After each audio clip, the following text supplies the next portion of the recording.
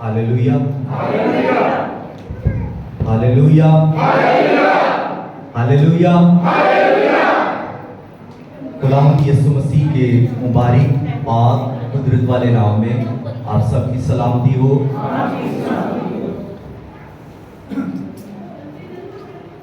अगर किसी को मेरे भाई की कोई बात बुरी लगी हो तो मैं उसके लिए माफ़ी चाहता हूँ।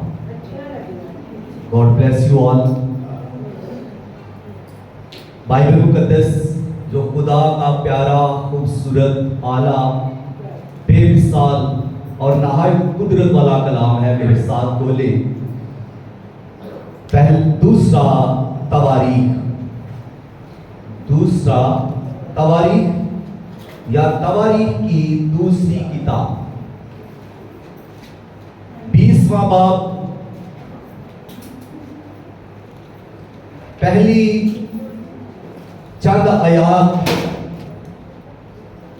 ये सफा नंबर 482 है।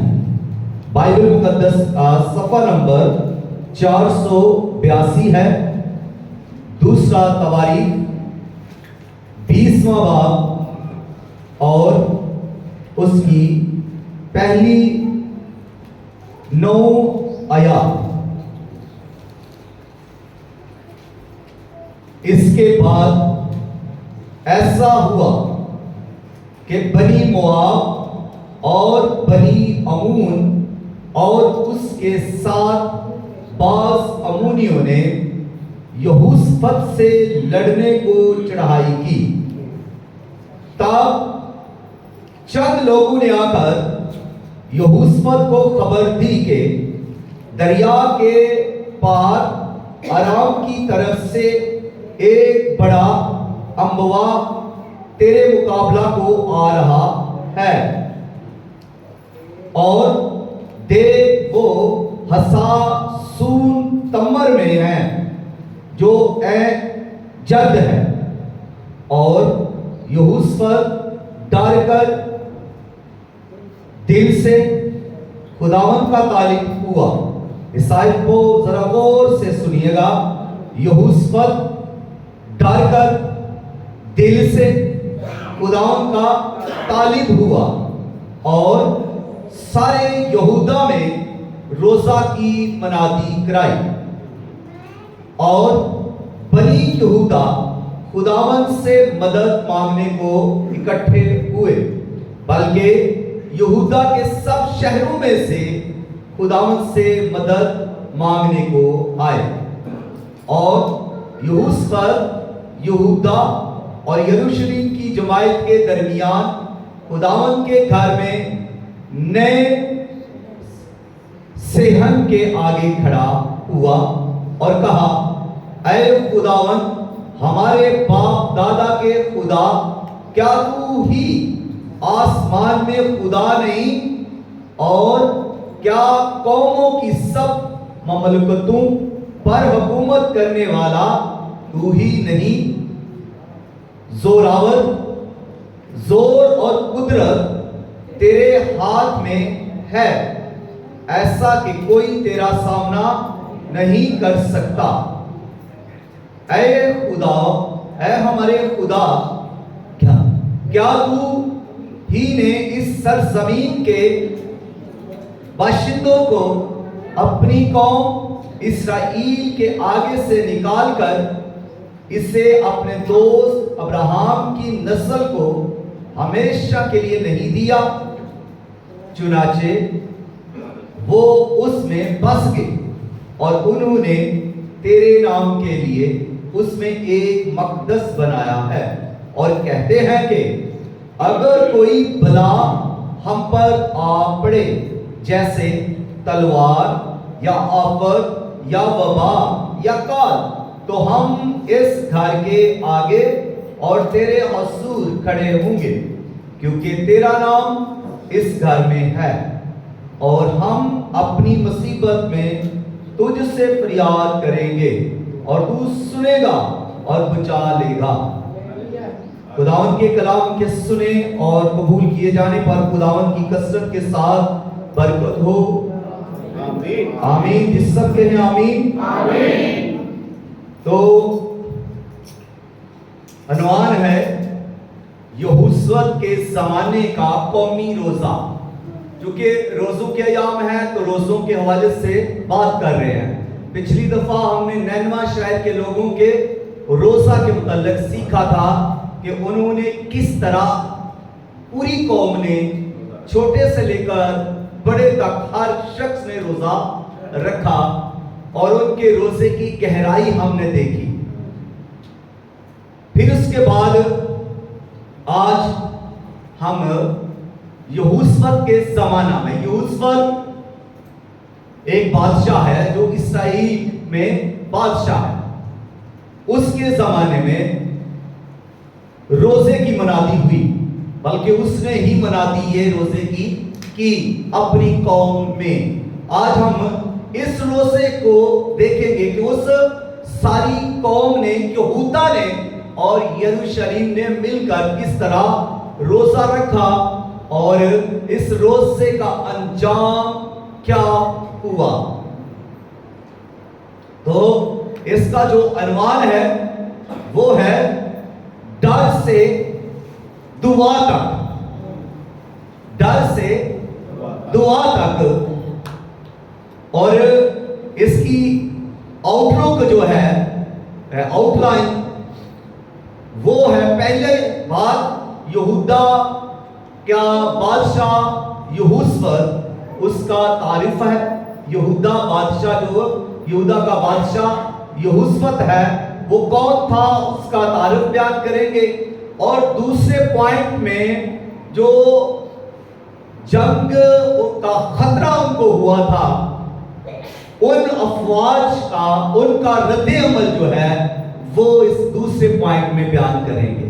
और तीसरे पॉइंट में फिर ये बादशाह जो है ये आजिज़ी इख्तियार करता है, खुदा की तरफ मुड़ जाता है और रोजे का ऐलान करता है। ये तीसरा पॉइंट होगा। और फिर उसके बाद चौथा पॉइंट ये होगा कि जो है खुदा जब मुदाखलत करता है तो फिर खुदा अपनी कुदरत को जाहिर करके बहाल करता है, दुश्मनों से जंग करता है और फतह बख्श देता है। इन 4-5 पॉइंट्स पर हम बात करते हुए आज के मज़मून को कंप्लीट करेंगे और इसमें से सीखेंगे। तो आगे बढ़ने से पहले एक बार मैं आपसे पूछना ये चाहूंगा कि पिछली बार जो हमने मज़मून रखा था वो कौन है?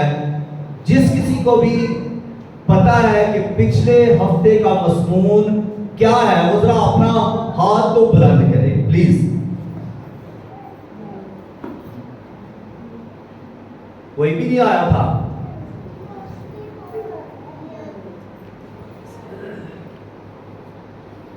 आलिम साहब देख लिया आप अपने चर्च की हालत। जी आंटी जी ने कहा है तौबा की मनादी। तो कोई और बताए कि सही कहा है तूने? अगर तो आपने सुना है तो फिर याद नहीं रखा। मैंने इसका इल्मान ये नहीं रखा था, मैंने ये रखा था कि जब एक शहर घुटनों पर आ जाता है, जब एक शहर घुटनों पर आ जाता है, झुक जाता है, ठीक है, ये अनुमान था। और आज का अनुमान भी सुन लीजिए, दुआ, डर से दुआ तक, डर से दुआ तक। तो आए बाइबल मुकद्दस में से इस कलाम को, पैगाम को सीखें। जब यहोशुआ का जमाना है, यानी यहूदा पर यहोशुआ बादशाह है और ये बादशाह तकरीबन 35-37 साल की उम्र में ये बादशाह बना यहोशुआ। और इसने 25 साल बादशाहत की और इसके काम अच्छे थे। ये खुदा से डरता था, ये बादशाह नेक काम करता था, ये बादशाह अपनी कौम के लिए उम्दा और नफीस काम करता था ताकि कौम खुदा की तरफ आए।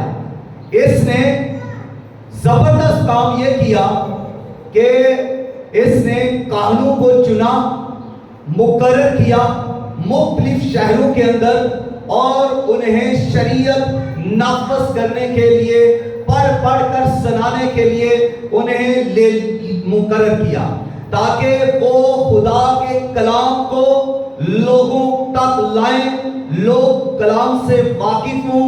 जब लोग कलाम से वाकिफ होंगे तो लोग खुदा से वाकिफ होंगे। अब जब वो ये नेक काम कर रहा है तो दूसरी तरफ उसने बलीन के मसबू को ढा दिया, उसने बुत परस्ती के अड्डू को खत्म किया, उसने मंदिरों को तोड़ दिया, उसने बुतों को तोड़वा दिया और उसने बुत परस्ती के खिलाफ एक जंग की। तो ये भी काम जो वो कर रहा था अपनी कौम को बुत परस्ती से पाक करने के लिए ये कर रहा था। तो इसके अलावा उसने अपने मुल्क के लिए भी काम किए। उसने सियासी निज़ाम को बेहतर करने के लिए काम किया, उसने फौजी निज़ाम को बेहतर करने के लिए मुनज़्ज़म काम किया। फौज को मुनज़्ज़म करने के लिए उसने जो है वो मंसूबे और प्लान बनाए और शहर को मजबूत करने के लिए उसने किले बनाए, उसने दीवारें बनाई, उसने बड़ा काम किया अपने इस मुल्क के अंदर, यहूदा के अंदर। जब वो सब ये काम कर रहा है, अच्छे काम कर रहा है, खुदा के साथ भी रिलेशन के बढ़ाने के लिए काम कर रहा है और गुनाह को खत्म करने के काम भी वो कर रहा है और इसके अलावा वो अपने मुल्क को मजबूत करने के लिए भी काम कर रहा है और सियासी फौजी हर तरह के निज़ाम को बेहतर से बेहतर कर रहा है, यहाँ तक कि मुआशी काम को भी वो बेहतर से बेहतर बना रहा है। तो ये एक नेक दिल बादशाह है, खुदा से डरने वाला ये बादशाह है।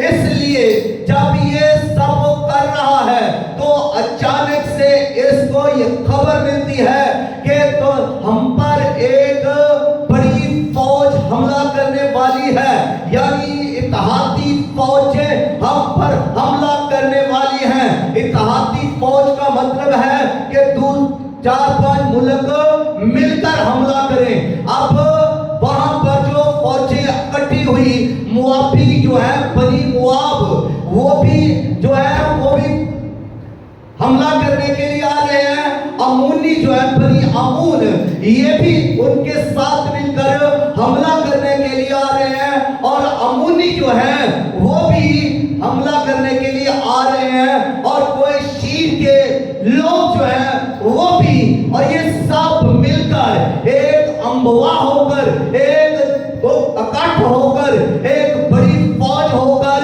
यहूदा पर हमला करने के लिए आ रही है। और जब ये खबर उसने सुनी, यानी बादशाह ने जब ये खबर सुन ली तो वो डरा। हालेलुया। यहां पर उसका डर पैदा हुआ। क्यों? डेफिनेटली बात है कि हर शख्स अपने बड़े दुश्मन को देखकर डर जाता है।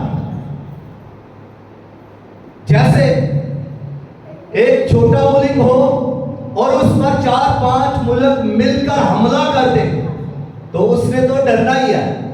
तो ऐसा ही यहां पर हो रहा था यहूदा पर, जब वो हमला करने के लिए इकट्ठे हो गए हैं और उन्होंने दावा बोल दिया है कि हमने इन पर हमला करना है, इन पर अटैक करना है, तो इनको फना तबाह कर देना है। तो बादशाह को ये साफ पता चल रहा है, बादशाह ये मुकम्मल तौर पर जान रहा है कि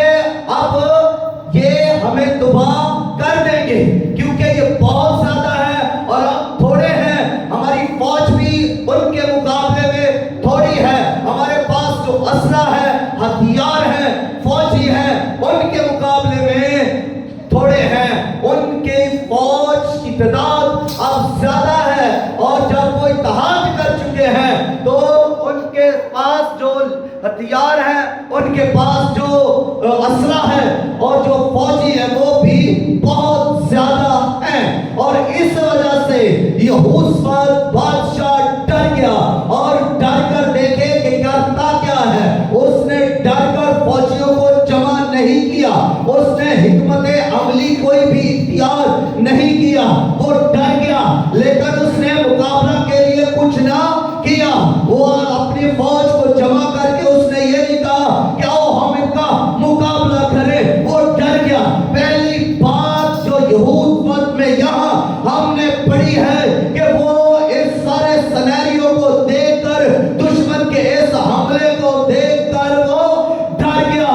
और डर जब किसी भी शख्स के अंदर पैदा होता है तो बाइबल कहती है डर से ही हिकमत शुरू हो जाती है। और ये शख्स सबसे पहले जब डरता है तो डर कर इसने किसी भी दूसरी तरफ रुख नहीं किया, इसने फौरन खुदा की तरफ रुख किया है।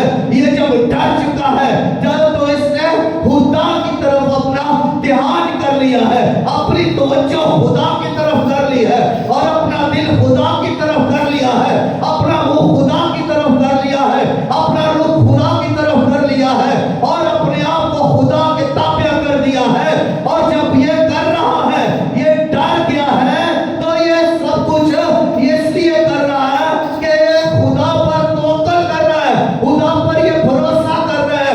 इसलिए कि ये अपनी फौज पर भरोसा नहीं कर रहा कि मेरी फौज लड़ेगी तो हम बच जाएंगे, मैंने किले बनाए हैं, हम इन किलों में छुप जाएंगे, मैंने बड़ी बड़ी दीवारें बनवाई हैं और ये दीवारें हमें बचा लेगी, दुश्मन के हमलों को नाकाम कर देगी।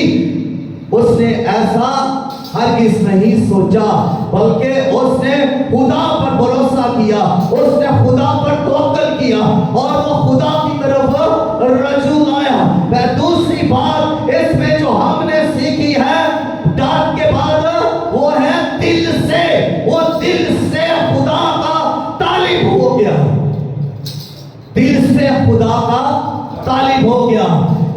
ये डर भी क्या है और दिल से खुदा का तालिब हो गया है।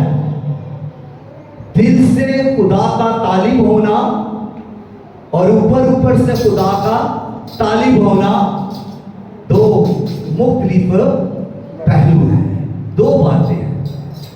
तो जब कोई शख्स बस ऊपर से जुबान से खुदा का तालिब है, जी मैं बड़ी दुआ कर रहा हूं, खुदा का तालिब हूं, मैं बड़ी वर्शिप कर रहा हूं, खुदा का तालिब हूं, दिल में घुसने कुछ नहीं दिया, दिल से तालिब नहीं हुआ, दिल पर कोई भी दुआ का असर ही नहीं है, दिल पर कोई भी प्रस्तश का असर ही नहीं है, दिल पर कोई असर नहीं है और इंसान कहता है मैं तालिब हूं, दिल वैसे का वैसा बागी, सरकश, ढीठ और गुनाह का आदी, गुनाह का असीर, दिल वैसे का वैसा ही सख्त, दिल तो खुदा का तालिब नहीं है।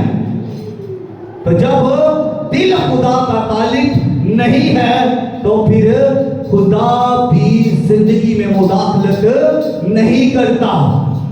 जब किसी भी शख्स की जिंदगी इस तरह से हो जाती है जो यहां पर लिखा है कि यहोशाफात खुदा से डरा और दिल से खुदा का तालिब हुआ।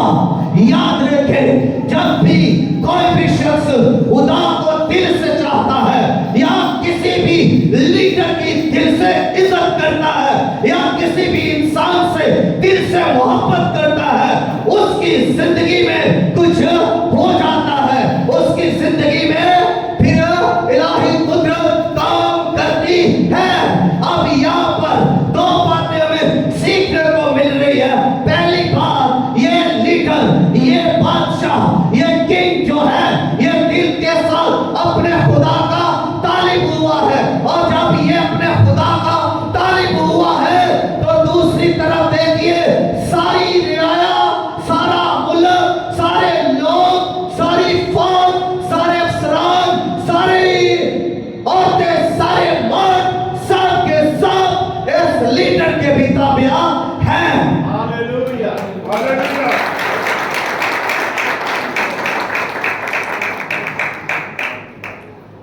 क्योंकि ये खुदा का तालीम हुआ है और सारे लोग जो हैं इसके साथ मिल गए हैं, लीडर के साथ, किंग के साथ, बादशाह के साथ मिल गए हैं, एक हो गए हैं। अब जब इसने अगला काम ये किया कि सबको बुलाया, सारे मुल्क के लोगों को इकट्ठा किया, हैकल में यह खुद खड़ा हुआ, हैकल के नए शहर के अंदर लिखा है, नए शहर के अंदर ये खड़ा हुआ और इसके साथ जो है यहूदा के सारे लोग सभी शहरों से निकलकर इसके पास आए, इसकी क़यादत में, इसके फरमान के मुताबिक आकर इसके पीछे खड़े हो गए और सब के सब जो है इसके हुक्म को मानने लगे। ना सिर्फ यहूदा से बल्कि यरूशलेम से भी लोग आ गए, यरूशलेम के सभी शहरों से, यहूदा के सभी शहरों से लोग इसके क़यादत में आए और जब सब इसके सामने खड़े हैं तो इसने उनके साथ बात की। इसने कहा कि हमें जो एक बड़े दुश्मन का सामना हुआ है तो हमें सब मिलकर जो है हम दुआ करेंगे। अगला जो इसने सबसे पहला पॉइंट उठाया, उसने ये दुआ के लिए ये पॉइंट उठाया। इसने सब के लिए ये ऐलान किया कि सब दुआ करें। अब वो बादशाह भी दुआ कर रहे हैं और सारे लोग भी मिलकर दुआ कर रहे हैं। आप थोड़ी देर के लिए अपना ज़हन इस ज़हन पर लगाए, अपना ज़हन इस हजूम पर लगाए कि वहां पर कैसी दुआ हो रही होगी।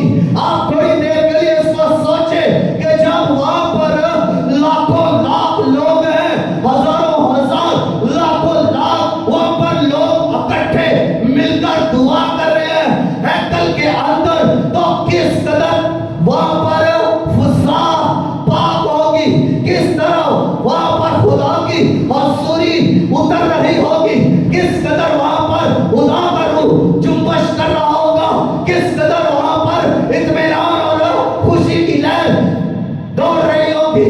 और आप यहाँ और भी सोचें कि वहां पर जब एक कन्विक्शन के साथ दुआ हो रही है, एक ऑर्डर के साथ दुआ हो रही है, सब मिलकर इकट्ठे होकर दुआ कर रहे हैं और जब वो सब दुआ कर रहे हैं तो क्या आसमान नहीं हिल गया होगा?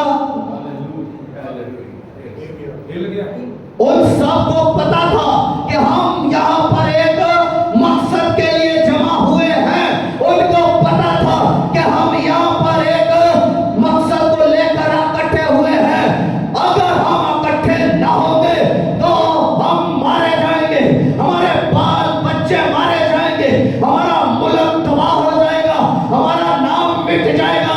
वो जानते थे, इसलिए वो खुदा की हज़ूरी में अब बना ले रहे हैं। अब वो खुदा की हैकल में मौजूद है, अब वो दुआ की हालत में है। अब जब वो दुआ की हालत में है तो इस वक्त वो अपने आप को खुदा की हज़ूरी में पनाह में दे रहे हैं और अब वो ये कह रहे हैं कि खुदावन,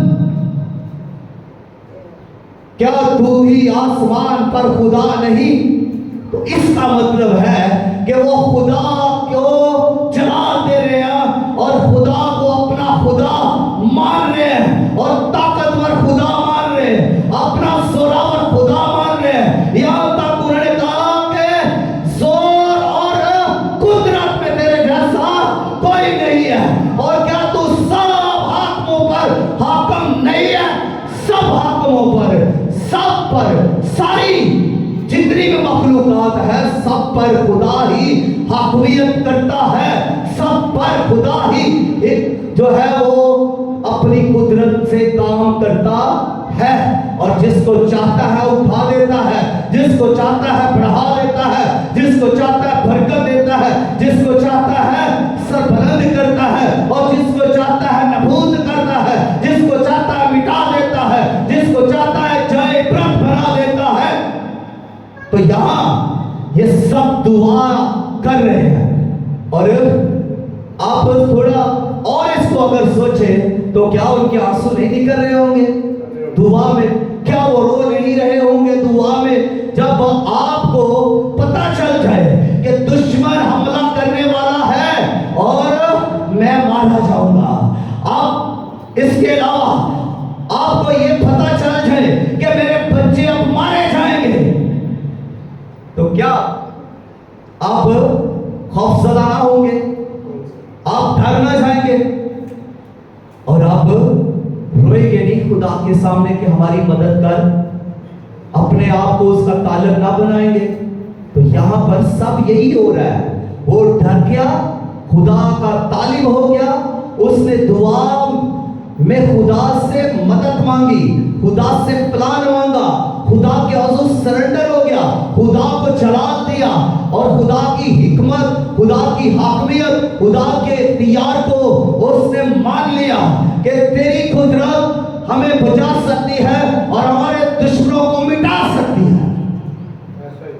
इसके अलावा फिर उसने रोजा की मनादी भी करवाई। इसके अलावा उसने रोजे का ऐलान कर दिया कि सब रोजा रखेंगे। दुआ और रोजा साथ साथ है। रोजे के बगैर दुआ हो सकती है, लेकिन दुआ के बगैर रोजा नहीं है, वो खाली है। रोजा रखें तो फिर साथ उसमें दुआ करें। जितनी ज्यादा दुआ करेंगे उतना ज्यादा रोजा पावरफुल होता जाएगा। जितना रोजे में दुआ करेंगे उतनी ज्यादा बरकत पाएंगे।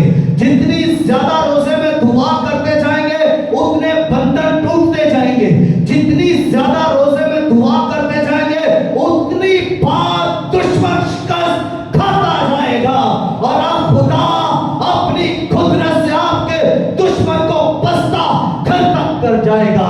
आप दुआ में जोरावर हो जाए, खुदा आपके दुश्मन को कमजोर करता जाएगा। लेकिन अगर आप दुआ में कमजोर हैं तो याद रखिए फिर दुश्मन जोरावर है, फिर दुश्मन जोरावर है। अगर हम कमजोर हैं तो दुश्मन जोरावर है, लेकिन अगर हम दुआ में जोरावर है फिर दुश्मन कमजोर है। फिर हम दुश्मन को खुदा के जोर से पटकेंगे, मारेंगे, शिकस्त देंगे और खुदा हमें फतह देगा, अपनी कुदरत को जाहिर करेगा। मैं अक्सर ये बात करता हूं कि जहां दुआ है वहां खुदा है, जहां दुआ नहीं वहां खुदा नहीं। और जब आप रोजा की हालत में है, जब आप दुआ कर रहे हैं, तो फिर कौन सी कुदरत है, कौन सी हस्ती है, कौन सी ताकत है जो खुदा को काम करने से रोके? फिर कौन सी ताकत है, फौजी या सियासी या और कोई ताकत या कोई शैतानी कुव्वत कोई है जो खुदा की कुदरत को रोक सके? कोई भी दुनिया के अंदर ऐसी ताकत ही नहीं बनी जो खुदा की ताकत को रोक सके, जो खुदा की कुदरत का मुकाबला कर सके। और खुदा की जब कुदरत जाहिर होती है तो फिर फतह से बढ़कर गलबा मिल जाता है। और यहाँ जब दुआ हो रही है, जब यहाँ पर रोजा रखा गया है, तो फिर खुदा क्या कर रहा है? लोग रोजा और दुआ कर रहे हैं। खुदा ने उन्हें तसल्ली दी, खुदा ने उनसे बात की, खुदा ने अपना प्लान उनके साथ शेयर कर दिया। खुदा की तरफ से दुआ जो है वो आगाही आ गई। ऐसा नहीं होता कि कोई शख्स रोजा रखे और दुआ करे और उसे खुदा जवाब ना दे। ऐसा नहीं होता, बल्कि ऐसा होता है कि जब कोई शख्स दुआ करता है, रोजा रखता है, खुदा बोलता है, खुदा जवाब देता है, खुदा रोया देता है, खुदा ख्वाब देता है, खुदा फिर दुश्मन को शिकस्त देता है।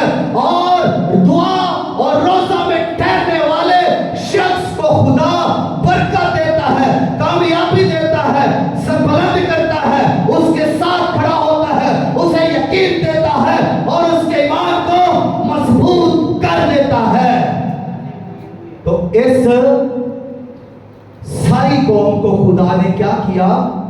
एक नबी के जरिया खुदा बोला।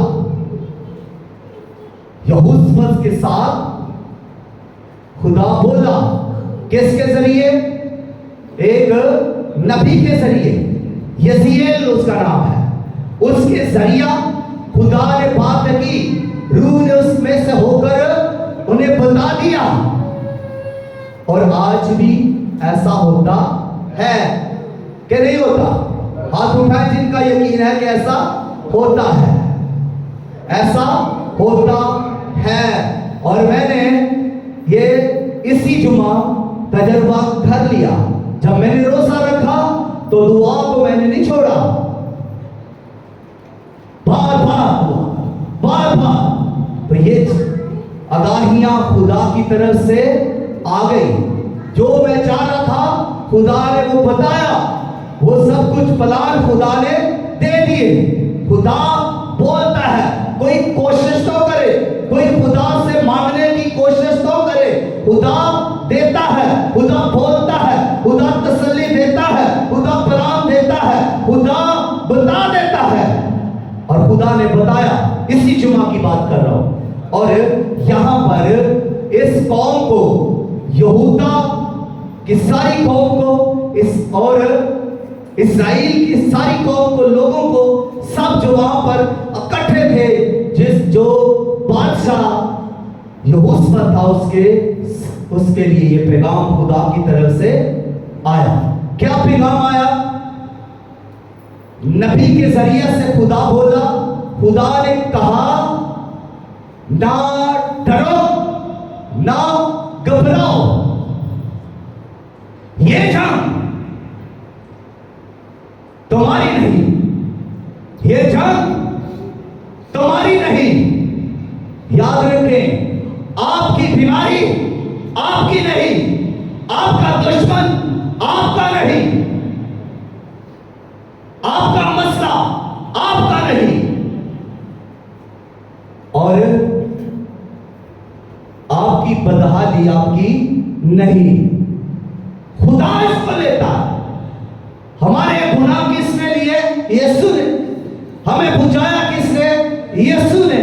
तो अब भी खुदा अपनी कुदरत से हमारी जिंदगी में मुदाखलत करता है। और खुदा ने कहा, ये जंग तुम्हारी नहीं, ये जंग मेरी है। और जिसकी जंग है वही लड़ेगा। खुदा की जंग है, खुदा लड़ेगा। नीचे लोगों ने दुआ की, रोजा रखा। खुदा ने अपने रूह की तहरीक से, नबी के वसीला से बता दिया कि जंग मेरी है। और जब मेरी है तो मैं ही लड़ूंगा। तुम जंग में लड़ने के लिए उस जगह पर जाओगे। हुक्म क्या है अल्लाह? कि तुम जाओगे, लेकिन अपने तरीके से नहीं, मेरे तरीके से। खुदा कहता है, मेरे तरीके से, मेरी जंग मेरे तरीके से लड़ी जाएगी, मेरी जंग मैं लड़ूंगा। और खुदा आज भी ऐसा ही कर रहा है। खुदा आज भी अपनी जंग लड़ रहा है। खुदा आज भी जब अपनी जंग लड़ रहा है तो अपने तरीका से, अपने कलाम के मुताबिक वो आज भी भेजता किसको है? हमें आज भी भेजता है जंग के लिए। और हम सब हालत जंग में हैं, हम सब जंग करने के लिए आए हैं। और अब जब प्रस्तश करते हैं, जब हम इबादत करते हैं, तो ये जंग कर रहे हैं इब्लीस के खिलाफ। हम जंग कर रहे होते हैं, हम जंग कर रहे होते हैं, मान ले। और इस जंग में खुदा की कुदरत, खुदा के फरिश्ते जाहिर होते हैं। जंग खुदा अपनी अफवाज से लड़ता है। अब खुदा ने कहा, तुम उस जगह पर जाओगे लड़ने के लिए। जब तुम जाओगे तो फिर स्ट्रैटेजी देख लें, हिकमत अमली क्या होगी। पहले, सबसे पहले कौन से लोग होने चाहिए? जो दुनिया के बादशाह है, वो सबसे पहले ताकतवर, अपने फौज के ताकतवर डिपार्टमेंट को आगे लाते हैं। खुदा ने कहा यहां भी यही होगा। ये जंग सिर्फ फौजी जंग नहीं है, जिस्मानी जंग नहीं है, बल्कि ये जंग रूहानी जंग है। और जब ये रूहानी जंग है तो रूहानी तरीके के मुताबिक लड़ी जाएगी, रूहानी हिकमत अमली होगी। और जब रूहानी हिकमत अमली होगी तो सबसे पहले कौन होंगे? प्रस्तुत करने वाले, गाने वाले, वर्शिपर सबसे आगे वाली सफ में होंगे। सबसे आगे वर्शिपर चलेंगे, गाने वाले चलेंगे, बुलंद आवाज से वो गाएंगे, खुदा की हमद करेंगे, खुदा की सलाह गाएंगे, खुदा को जलाल देंगे और गाएंगे क्या? खुदावंद की शुक्रगुजारी करो, क्योंकि उसकी रहमत अबदी है। अब कोई जब इसको तरन्नुम के साथ गा रहा है, जब इसको सास के साथ गा रहा है, जब इसको लय के साथ गा रहा है, जब वो जो आगे है इस शायरी को, इस कलाम को अकीदत के साथ गा रहे हैं, मोहब्बत के साथ गा रहे हैं, लगन के साथ, ज़ौक़ के साथ गा रहे हैं, कन्विक्शन के साथ और ईमान के साथ जब इसको गा रहे हैं तो फिर गा रहे हैं कि खुदावंद की शुक्रगुजारी करो क्योंकि उसकी रहमत अबदी है। आप इसको गाएं, बार बार गाएं, इसे अपना गीत बनाएं। देखिए फतह कैसे होती है, फतह होगी। इसको बनाएं, अपनी आवाज बनाएं, अपनी तरन्नुम से बनाएं, अपना गीत बना लें, अपनी स्टोरी से बना लें। जब ये आप करेंगे तो देखना किस तरह से आपकी जिंदगी में खुदा काम करता है। तो सबसे पहले इन्होंने ये गाया। ये गाने वाले कौन थे? ये दाऊद के जमाना में क्वायर थी, लीडर थे, गाने वाले थे, बनी कोरा और बनी कहात, ये गा रहे थे। ये कोई ऐसे नहीं थे, ये सीखे हुए थे। इन्होंने सांस को सीखा हुआ था, इन्होंने गाने को सीखा हुआ था, इन्होंने तरन्नुम को संगीत को जानते थे कि किस तरह से इसकी लय को समझता है, जानना है।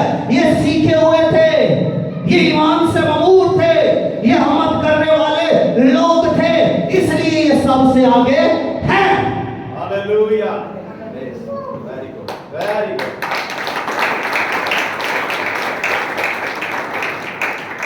मासरत के साथ जब ये जगह सबसे अव्वल है, पहले नंबर पर है ये जगह, तो यहां पर अगर अनट्रेन लोग काम करेंगे तो क्या होगा? यहां पर जिसने सीखा ही नहीं, जिसको सांस का पता नहीं, जिसको आवाज का पता नहीं, जिसको लय का पता नहीं, जिसको मानी का पता नहीं, वो प्रीचिंग करने आ जाता है। जिसको लफ्ज बांधने का पता नहीं, वो प्रीचिंग करेगा। यहां से तो क्या होगा? बेतरतीबी खुदा को पसंद नहीं है। फिर लोग स्टेज मांगते हैं, सीखने के लिए जाते नहीं, सीखा है नहीं, सीखने के लिए अपने मसला पर नहीं गए, सीखने के लिए उनके पास कोई भी मेंटोर नहीं है, कोई उस्ताद नहीं है, सीखा ही नहीं है, फिर खुदा की हमद करने के लिए खड़े हैं। सिगरेट पीने वाले भी प्रस्तुत कर रहे हैं, नस्वार खाने वाले भी प्रस्तुत कर रहे हैं, शराब पीने वाले भी प्रस्तुत कर रहे हैं। तो खुदा कैसे काम करे? कलीसिया ने तो हारना ही है। कलीसिया की अंदर से बदबूएं कभी नहीं जा सकती, घाटे पूरे नहीं हो सकते। जब लीडर्स के अंदर ये प्रॉब्लम है कि वो सीखा ही नहीं, तो सिखाएगा क्या? जो खुद बेसुरा है वो दूसरों को क्या सुर सिखाएगा?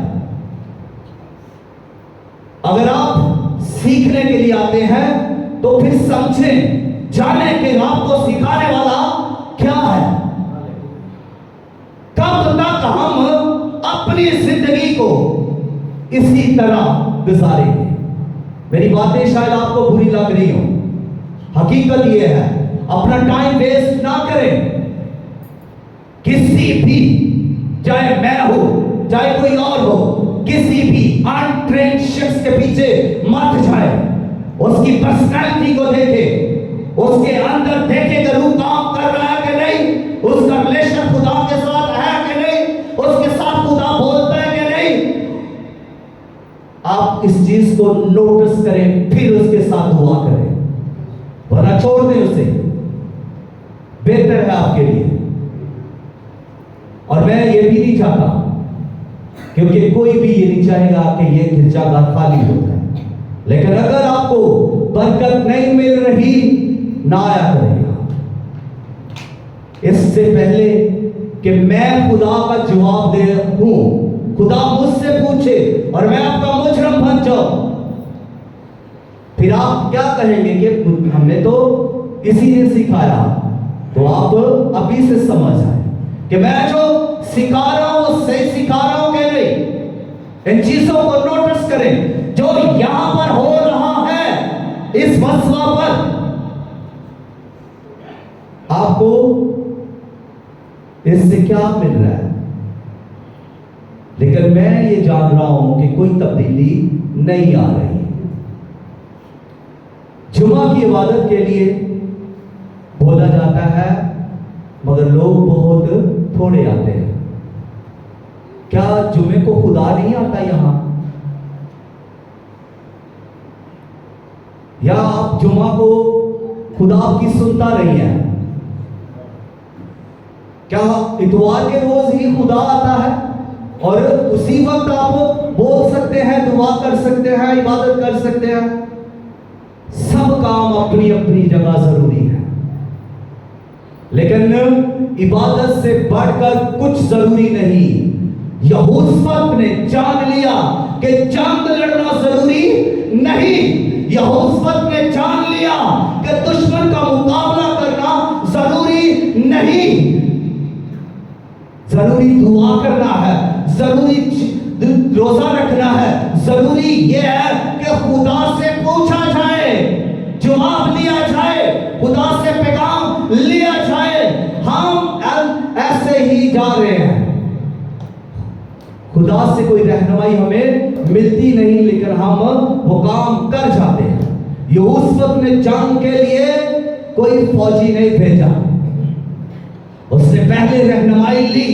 खुदा ने कहा जंग तुम्हारी नहीं, जंग मेरी है, और जब मेरी है तो मैं लड़ूंगा। जब जंग खुदा की है तो खुदा जंग लड़ेगा। जब मसले आपके हैं तो आप भी लड़ेंगे,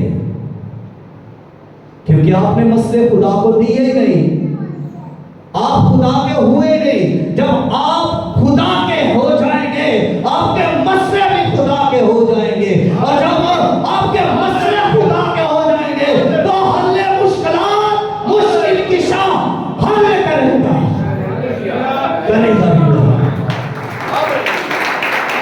हम ये कहते रहते हैं फलां बंदे को दुआ कर, फलां बंदे को दुआ कर, मेरा बेटा मेरी बात नहीं मान रहा, मेरी बेटी मेरी बात नहीं मान रही, मेरे मसले यूं के तुम हैं। हम तो यही कहते रहते हैं और होता कुछ भी नहीं। ना हमने खुद को खुदा को दिया, ना अपने मसले को खुदा का मसला बनाया। प्रॉब्लम वहां रही, खुद आगे बढ़े। यहोशप्पत ने क्या की के बारे में लिखा है, डरा और दिल से खुदा का तालिब हुआ। दिल से खुदा का तालिब हुआ। उसने नहीं देखा दुश्मन क्या करेगा, उसने खुदा की पनाह ली। वो खुदा की हजूरी को मैं छुपना चाहता था, अपनी पूरी कौम को लेकर, इस सारे सिनेरियो को लेकर वो खुदा के सामने आया और खुदा का जवाब लिया। और उसके बाद उसने वो काम किया जो खुदा ने उसे कहा कि सबसे पहले तेरे वर्शिप पर आगे हूं, और फिर उसके बाद तेरे फौजी और जंग लड़ने वाले लोग। लेकिन उस खुदा ने कहा था उनको इसके अलावा भी कि तुम्हें लड़ने की जरूरत नहीं, वहां ना कोई तलवार चलेगी ना कोई तीर छोड़ा जाएगा, वहां पर तुम, मैं और तुम्हारी फौज को लड़ने की जरूरत नहीं। और ऐसा ही हुआ, वो नहीं लड़े अपने दुश्मनों से, और खुदा ने अपनी कुदरत जाहिर की, खुदा की फौज उतर आई, खुदा के लश्कर उतर आए, और वो फौजें आपस में लड़ने लगी। इधर की फौज इस फौज से लड़ने लगी, ये फौज इस फौज से लड़ने लगी। जब दोनों फौजें आपस में लड़ रही हैं और मार रही हैं, तो वो आपस में लड़ लड़कर मर गए। और वहां पर उन्होंने देखा कि सिर्फ लाशें ही लाशें पड़ी हुई हैं, सिर्फ लाशें पड़ी हुई, उनके सब हथियार वहां पड़े हैं, सारा उनका जो सोना चांदी था, जो कुछ वहां पर था, पड़ा हुआ है, और कोई इंसान भी जिंदा नहीं, सब लाशें भरी हुई हैं। खुदा ने उन्हें फतह दी। हालेलुया। तो ये है दुआ और रोजे की ताकत। अनुमान क्या था?